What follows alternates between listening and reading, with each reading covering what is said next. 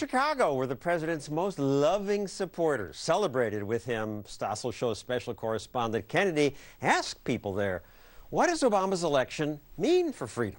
What does Obama's win do for freedom? Freedom? For freedom?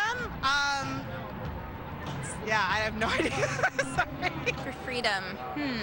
For freedom? What does that mean for freedom? It's that. Yeah, let's dance. Most people there had no clue what to do with the question. It's just not on their radar. That's upsetting to me. So let's take that question to the man who's taught me a lot about the importance of freedom, David Bose of the Cato Institute. So were you surprised by that? I must say I'm dumbfounded by that. I didn't expect that if you asked people at the Obama celebration that question, they would give the answers I would like, but I would have thought they would have had an answer. It's as if their attitude was, what stuff can government give me? And freedom to do your own thing isn't part of that. Well, that's right, and I don't really understand that. I mean, there used to be a left. There was a counterculture left. There is certainly, as we'll probably talk about today, a movement in favor of marijuana freedom, for instance, that is about doing your own thing, even if those people don't understand that starting a business is also about doing your own thing. So it's very disappointing to me that they don't even think of the connection between a democratic election and its impact on freedom.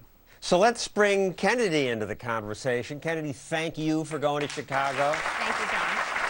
I'm glad that you go so I don't have to. Yes. And what was it like? These people are so happy that this big government guy has won again. Oh, they were thrilled. And it was really interesting with the freedom question.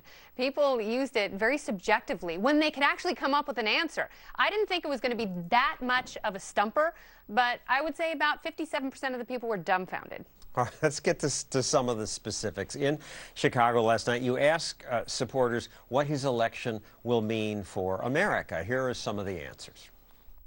Climate change addressed in the near-term future, immigration. He would definitely help students like me be able to go to school and be able to receive a quality education. I am for Obama because of Pell Grants. Now we can move forward.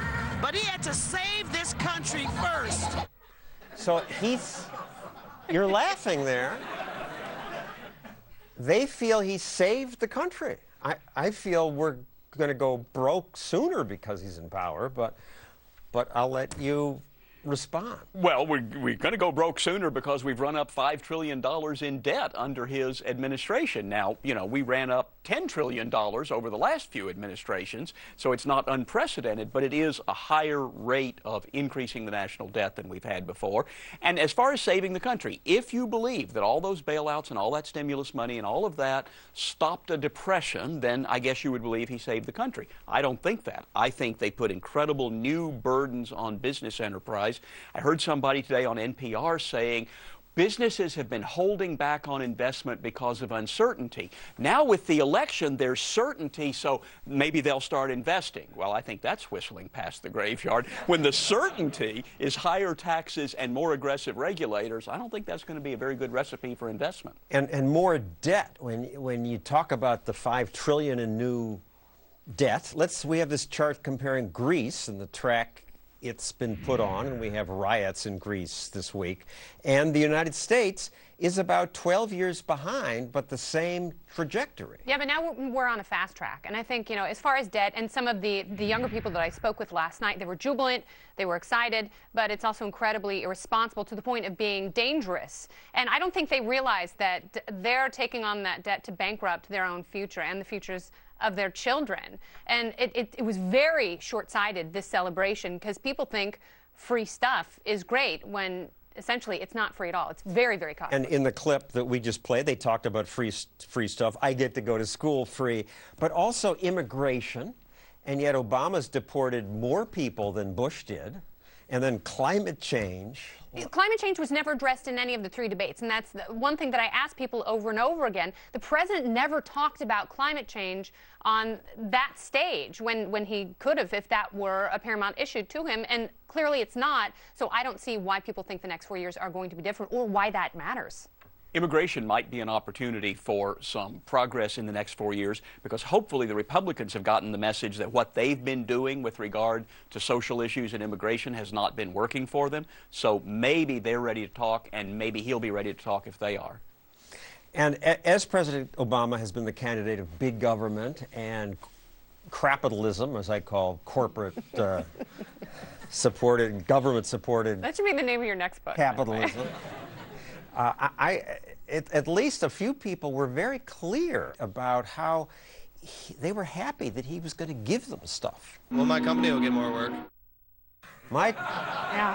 Look, when you have a $3.6 trillion federal government, that money goes somewhere, and it will absolutely benefit some businesses. That's the whole point of government intervention, of crony capitalism.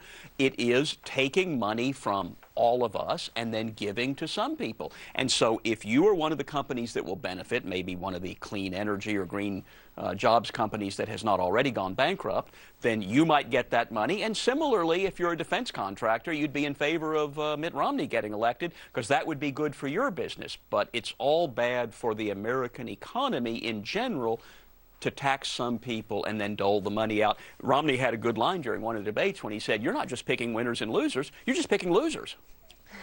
So they can pick some winners, probably just by random selection. You've written about people viewing politicians as the magic politician who will just solve every problem, and Obama was the magic president. I got the sense last night these people waited for 3 hours before he showed up, and they were waiting forever. He's magic to them. Yeah, no, they really feel that he has this intrinsic quality that is going to, now that he's been reelected, change people's lives. And, you know, essentially they were saying he's just warmed up the last 4 years. It's like, for what? It's terrifying. And there were some fewer people who felt this way about Romney, but this, you say, is really dangerous. Well, that's right. I think Obama is a classic example of this cult of the presidency, but the idea that the president or any politician can just fix all the problems in society, that there's some kind of magic there, doesn't start with Obama. It goes a long way back, and it is this attitude that we should get rid of racism. The president should do that. He should stop the rise of the oceans. He should get everybody a house. You know, I saw an interview once with teenagers where they said, actually it may have been preteens, who said things like he should get everybody a house. Well, kids, that's understandable. They see people without houses, they say the government should give everybody a house. Adults are supposed to understand that there are costs and trade-offs and incentives, and that if you start trying to do these things, there are a lot of unintended consequences, and the government cannot just magically eradicate racism, poverty, homelessness. But apparently saying that there are trade-offs does not get you elected either.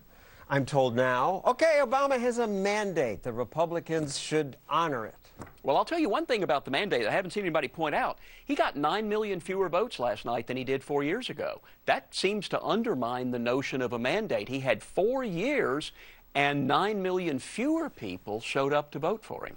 And that's the word that a lot of people used in Chicago. I mean, they said this was a mandate. You know, this is the country, and they weren't just talking about health care.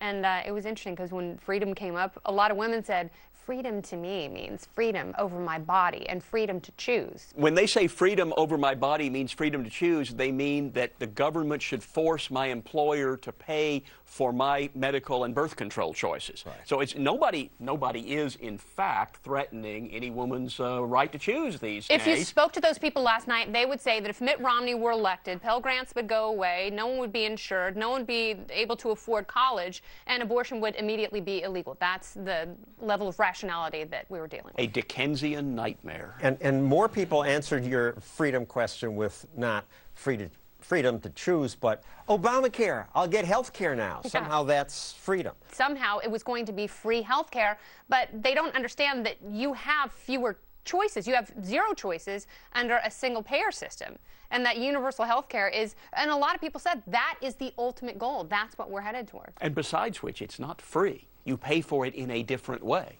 It seems free. I asked somebody the other day if the hotel I was going to stay in had free Wi-Fi, and then I realized, well, of course it doesn't have free Wi-Fi. I'm asking, is the cost of the Wi-Fi included in the list price of the hotel room? Oh, I don't want you in my hotel. One last clip I'd like to play from last night is an Obama supporter who was so happy finally to be at the table. We need the people to have a seat at the table when the big decisions are going to be made as to who's going to suffer the most.